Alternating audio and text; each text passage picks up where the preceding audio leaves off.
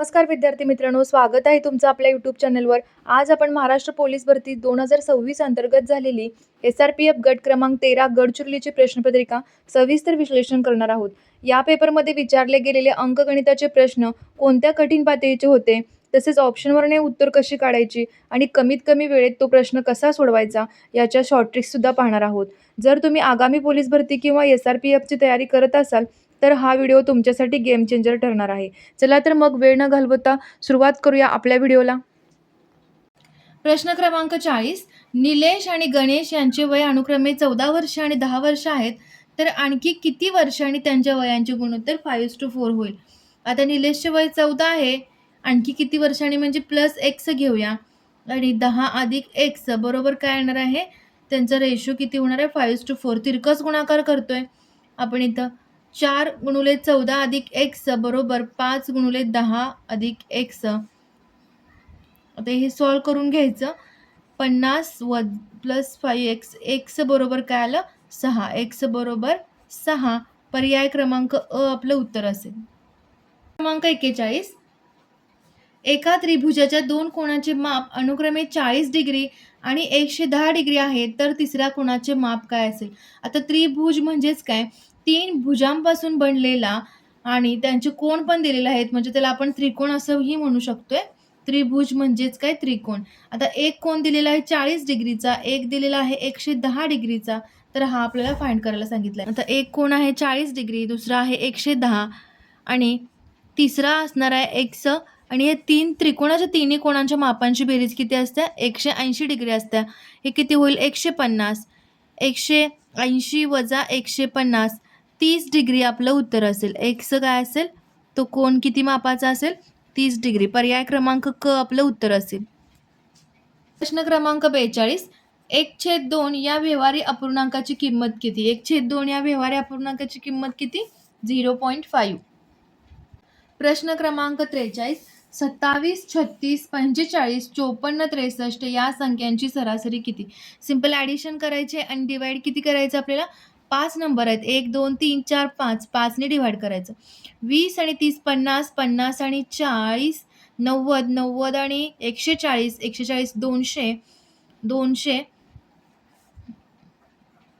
अधिक किती होईल हे 7 आणि 6 13, 18, 22, 25.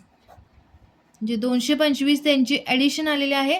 डिवाइड काय करायचं 5 करायचं. 5 चोक 20 आणि 5 5 25. 45 आपलं उत्तर असेल. पर्याय क्रमांक ब आपलं उत्तर असेल. नंबर 44. खालीलपैकी सर्वात मोठी संख्या कोणती. आता पॉईंट नंतर जर 0 असेल तर त्याला व्हॅल्यू नसते, म्हणजे अ आपण कसं लिहू शकतोय. पर्याय अ 9.9. पॉईंट नंतर 2 शून्य आहेत, त्याला व्हॅल्यू नसते. ब कसं लिहू शकतोय 9.09. क 9.009 आणि ड लिहू शकतोय 9.0009. आता यामध्ये सर्वात मोठी संख्या कोणती असणार आहे. पर्याय क्रमांक अ आपलं उत्तर असेल 9.900.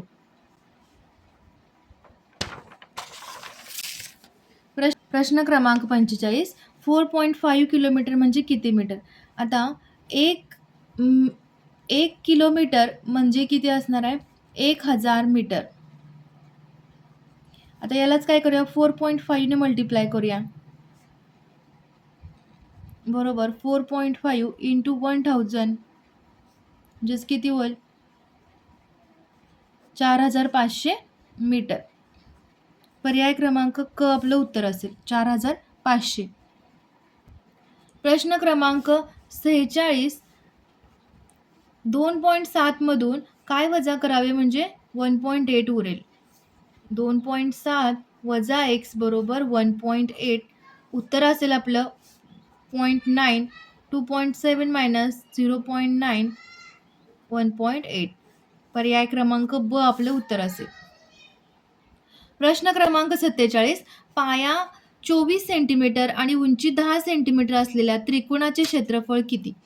आता इथं पाया दिलेला आहे 24 सेंटीमीटर, उंची दिलेली आहे 10 सेंटीमीटर. त्रिकोणाचे क्षेत्रफळ काय आहे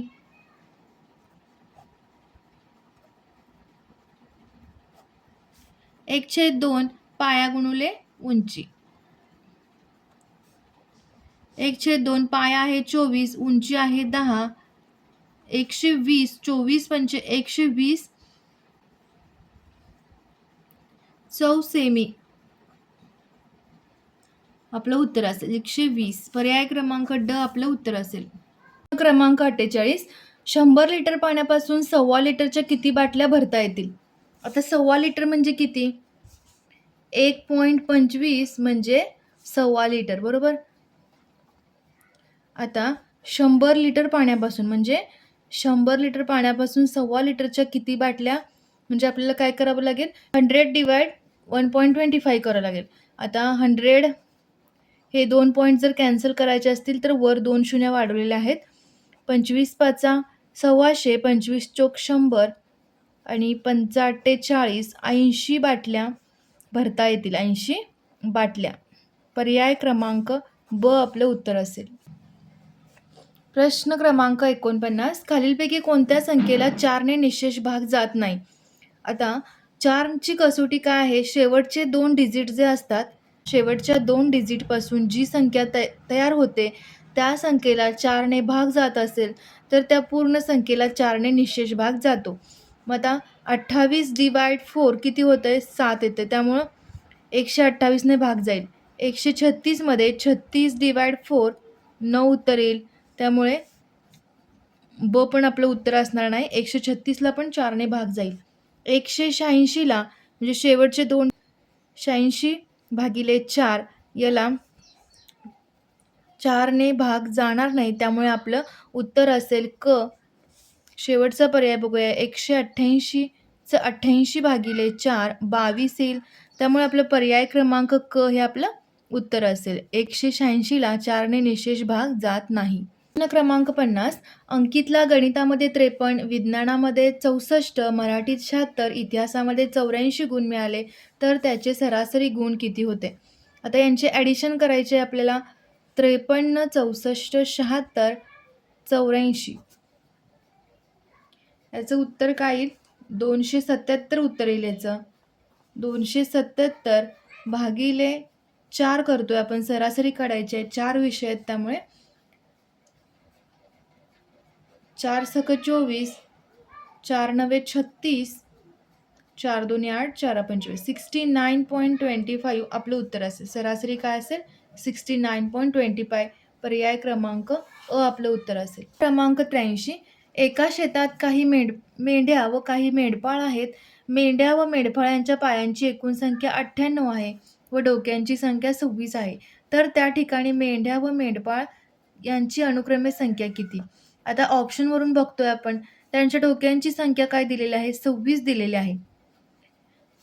अशा प्रकारची गणिते ऑप्शनवरून सोडवण्यास खूप सोपे जाते. तर डोक्यांची संख्या किती आहे? 26. आता 23 मेंढ्या आहेत. ऑप्शन ए मध्ये 23 मेंढ्या आहेत आणि 3 मेंढपाळ आहेत. तर यांच्या डोक्यांची संख्या काय होईल? 26 होईल. यांची संख्या काय होईल? 26 होईल. यांची सुद्धा 26 होईल आणि या ऑप्शनमध्ये सुद्धा डोक्यांची संख्या 26 होईल. त्यामुळे कंडिशन 2 जी आहे ती सगळ्याच ऑप्शनमध्ये सॅटिस्फाय होत आहे. त्यानंतर मेंढ्या व मेंढपाळ यांच्या पायांची एकूण संख्या 98 आहे.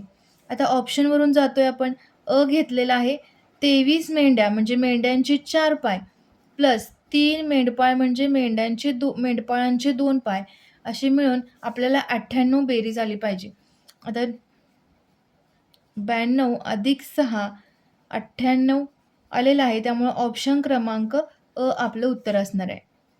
प्रश्न क्रमांक 94, ताशी 50 किलोमीटर वेगाने जाणारी गाडी 75 किलोमीटर अंतर किती वेळात जाऊ शकेल? आता वेळ काढायचा आपल्याला. अंतर भागिले वेग करायचा. अंतर भागिले वेग. अंतर दिलेलं आहे 75 किलोमीटर.